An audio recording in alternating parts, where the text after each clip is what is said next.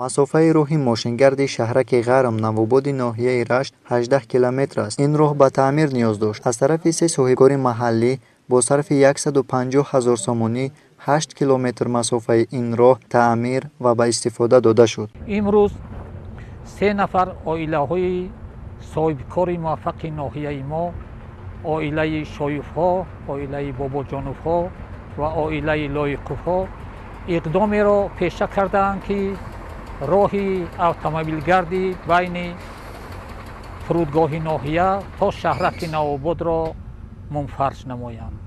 тибқи иттилои идораи хоҷагии роҳҳои автомобилгарди минтақаи Рашт, дар тавозуни онҳо 941,6 километр роҳ қарор дошта, аз он 300 километр роҳҳои байналмилалӣ, беш аз 174 километр роҳҳои ҷумҳуриявӣ ва 485 километр роҳҳои маҳаллӣ мебошанд.